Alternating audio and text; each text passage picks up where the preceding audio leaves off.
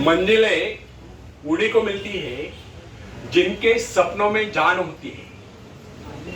मंजिलें उन्हीं को मिलती है जिनके सपनों में जान होती है। यूं ही पंख होने से कुछ नहीं होता यारो, हौसलों से उड़ान होती है, हौसलों से उड़ान होती है। धन्यवाद।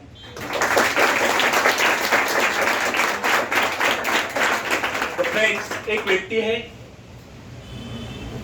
जिसके शरीर में स्वच्छ रक्त संचार हो रहा है, जिसके चौड़े कंधे हैं, सुंदर मजबूत दो हाथ है, जिसका वजन भी अच्छा है, जो सभी अंगों से युक्त तथा शरीर से चुस्त मस्त है।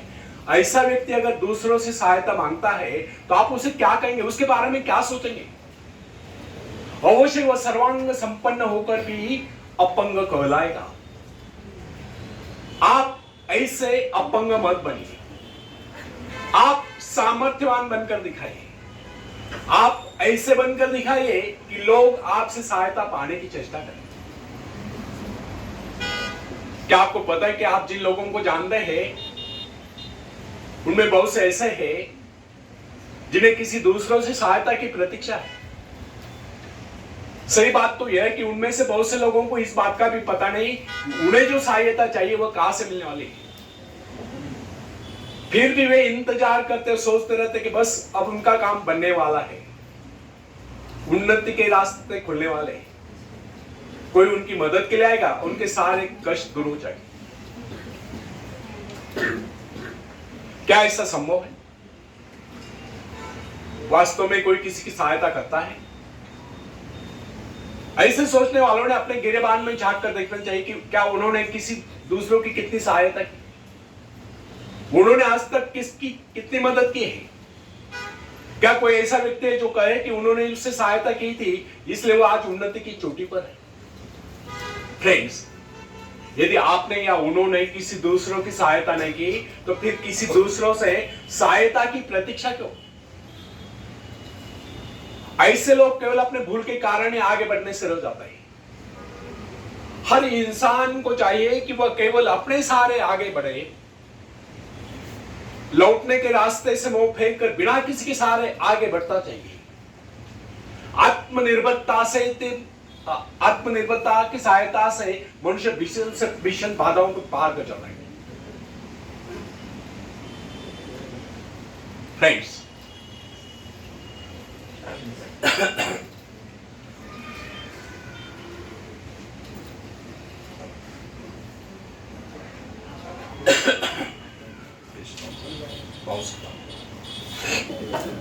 आत्मनिर्भरता से मनुष्य की शक्तियां विराट रूप धारण करके प्रकट होती है। आत्मविश्वास ही सफलता की नींव है। इसी आत्मविश्वास के सहारे हम दूसरों की सहायता करने में सफल हो सकते हैं। एक बहुत बड़े प्रबंधक का, एडमिनिस्ट्रेटर का कहना है,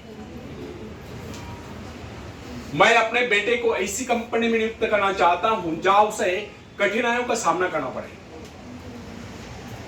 क्योंकि इससे उसकी सहन शक्ति और कुशलता विकसित हुई।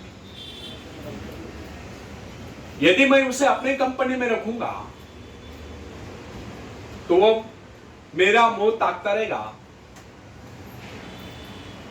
हर निर्णय के लिए वो मेरा मुंह ताकता रहेगा, उसमें ठहरे हुए पानी की तरह सड़ान उत्पन्न होगी। आप सभी जानते हैं ठहरे हुए पानी पर मच्छर गुनगुनाते हैं, तो बहते हुए पानी पर राजहंस तैरते हैं। कितने सुंदर विचार थे उस व्यक्ति ने। अगर हर माँ बाप अपने पुत्र या पौत्री के लिए इस प्रकार के उच्च विचार रखते हैं तो वे अवश्य उनके भाग्य विधाता बन जाएंगे। जो माँ बाप अपने बेटों या बेटियों को अधिक लाड़ प्यार से बिगाड़ देते हैं कि बच्चा जब चाहे स्कूल जाए, जब चाहे छुट्टी ले, जब चाहे कॉलेज जाए, जब चाहे छुट्टी ले, जब चाहे काम पर जाए, जब चाहे छुट्टी ले, तो ऐसे बच्चे भविष्य में कुछ नहीं कर पाते, उनका तो भविष्य नष्ट होता है। अपनी शक्ति पर स्वयं ही भरोसा करना पड़ता है। अपने कार्य स्वयं करने वाले सफल होते हैं। इसी से मानव के चरित्र का निर्माण होता है। जिन बच्चों को यह पता हो जाता है कि वे अपने माँ बाप के सहारे जीवित रह सकते हैं, वे अपने बल पर कोई भी कार्य समर्थ होकर भी कर नहीं पाते, वे वैसी कोशिश भी नहीं करते, जबकि उन्हें समझना चाहिए माँ बाप तो सदा के लिए उनके आश्रयदाता नहीं बन पाएंगे। एक दिन तो ऐसा आने वाला है जब उन्हें अलग अलग जीवन बिताना ही पड़ेगा। तब ऐसे लोगों को भयंकर मुश्किलों का सामना करना पड़ता है। इसलिए फ्रेंड्स, यदि आरंभ से अपने कार्य स्वयं करने की आदत डाली जाए तो यह आदत आपके भविष्य के लिए बहुत ही लाभकारी सिद्ध होगी। जब चाहे शक्ति के सहारे आप जमीन पर पांव टिकाकर आगे बढ़ सकते हैं। सफल वही होता है जो अपनी शक्ति पर भरोसा करता है। अपने काम स्वयं करने वाले सफल होते हैं, दूसरों के सहारे आगे बढ़ने वाले अक्सर भौर में फंस जाया करते हैं। फ्रेंड्स, जिस नाव की पतवार आपके हाथ में नहीं, वह नाव आपको पार करा दे, इस बात की क्या गारंटी? आपका जीवन तो उसके हाथ में है जिसके हाथ में नाव की पतवार हो। वह चाहे तो आपको डुबो दे, चाहे पार करा दे। फ्रेंड्स, जब नदी में बाढ़ आती है तब जो साहसी है, जिसे अपनी शक्तियों पर पूरा विश्वास है, वह तो तैर कर उस पार चला जाएगा। लेकिन जो डरपोक और कायर है, वह तो बीच मझधार में डूबकर अपनी जान दे देगा। सहायता पाना और सहायता की प्रतीक्षा करना दोनों ही बातें प्रगति की राह में बाधा है। अतः हर युवक या युवती के लिए आवश्यक है कि वे शुरू से अपने काम स्वयं करने की आदत डालें।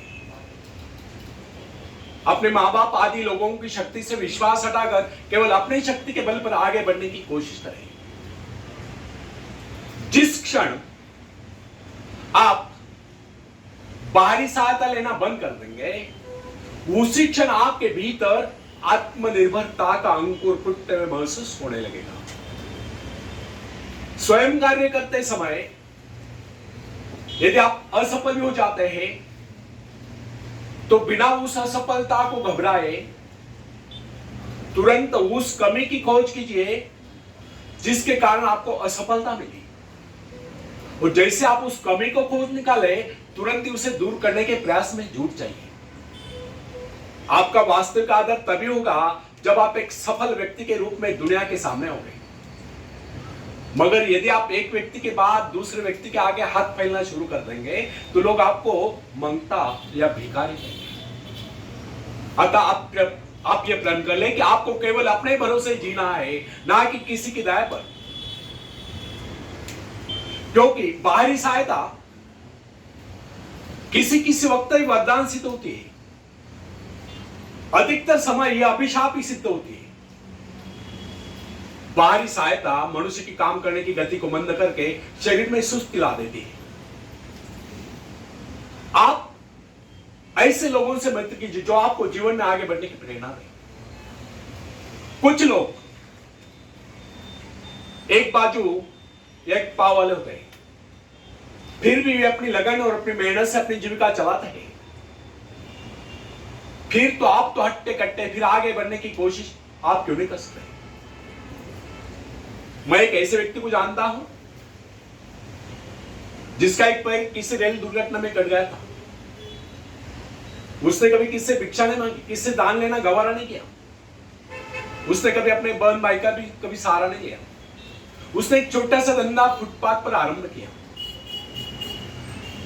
शुरू में वो न्यूज़पेपर बेचने लगा। 2 पैसे बचाकर उसने वजन तौलने की मशीन खरीदी, उस पर अपना पेट पालने लगा। आज वही व्यक्ति उसी फुटपाथ के किनारे एक बहुमंजिला बिल्डिंग में न्यूज़पेपर स्टॉल लगाकर बैठा है। साथ में जेरोक्स सेंटर भी खुला रखा है। वो सुना है आजकल वो मोबाइल शॉपिंग भी चला रहा है। वो स्वाभिमानी था, किसी से मदद लेना अपना अपमान समझता था। आज वही व्यक्ति उन लोगों को जिनके हाथ पैर सही सलामत है, ऐसे परिवार जनों को खिलाता पिलाता है, उनके हर प्रकार की सहायता और मदद करता है, तो इसमें किसी को हैरत न होगी। आज वह दूसरों की सहायता करने योग्य हो चुका है। वो उन लोगों के लिए प्रेरणा स्थान है जो सर्वांग संपन्न होकर भी दूसरों से सहायता पाने की आशा रखता है।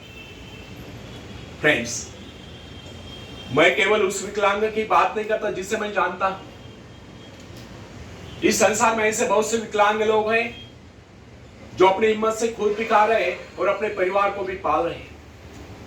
ऐसे स्वाभिमानी मेहनती, आत्मविश्वासी और साहसी लोगों को अपनी जीविका चलाते देखकर हमें स्वयं के विषय में सोचना चाहिए कि क्या हम पूर्णतः स्वस्थ हैं, साथ ही सभी अंगों से युक्त तथा शरीर से चुस्त मस्त होकर भी क्या हम अपने आप को समर्थ समझने का अधिकार रखते हैं?